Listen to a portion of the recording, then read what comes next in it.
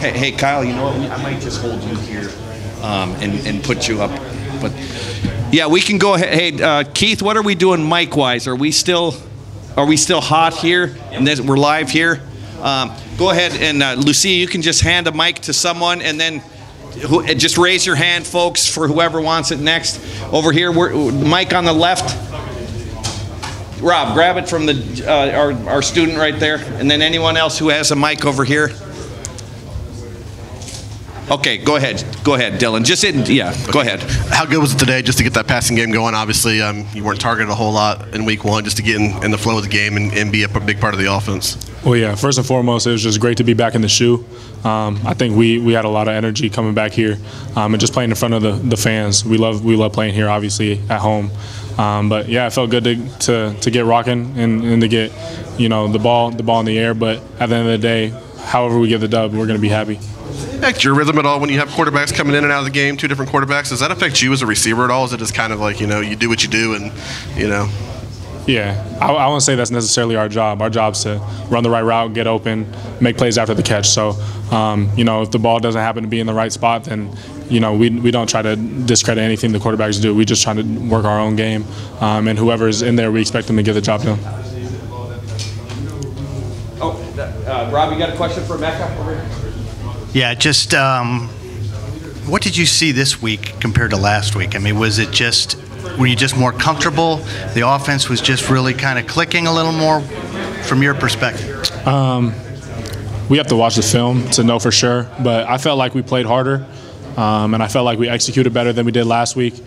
Last week, I didn't feel like the offense was really hitting on any cylinders, and this week we still have a lot to go, a long way to go. But I feel like we're definitely taking steps in the right direction. But as Ohio State, 35 points is good, but our ceiling is way higher than that. So we got to get on the film, like I said. We've got to check out where we could have executed better. And like Coach Day was talking about with the new changes in college football with the clock and everything like that, you're very limited on the amount of drives and the amount of plays that you have. So we got to really focus on staying on track, getting rid of some of those holding penalties and whatnot to be able to execute the way that we want to. Ryan brought up repeatedly how different the game feels with the new clock rules. And I'm wondering how different you feel after a game as a player. Fresher, better? Is there a difference late in the game? Can you tell? Yeah, I mean, 2 games into the season, there's definitely that impact of, the halves are flying by, especially in the second half in this game. I didn't even feel like there was a second half. But as in terms of my body, I guess I'll be able to tell with time. Week 2, I always feel pretty fresh, and then the nicks and the bruises, they pile on. But we'll be able to see how I feel coming out, week 3, week 4, and later on down the road. Does that increase the need to be a quick strike offense? Obviously, I guess you guys have to score more quickly with the clock going more quickly. Mm-hmm. Do you feel an increased pressure? I wouldn't say an increased pressure. We're always called to execute. That's what we're here to do at Ohio State. But an emphasis this week was execution and effort, and we also had a big emphasis on tempo and getting plays out there quickly because we know the rules with the clock now. But that's part of the reason why we took the ball. We felt like we wanted to get off to a hot start, and that's one of my favorite things when we take the ball when we win the toss because I want to get out there on the field, score, give our defense a little juice to rally behind. Over here to the right, we're going to just go a couple more with the Mecca here. Brendan Gulick, Buckeyes Now on Fans Only. Mecca, hey, are you guys playing as fast as you want to play? Do you want to play faster?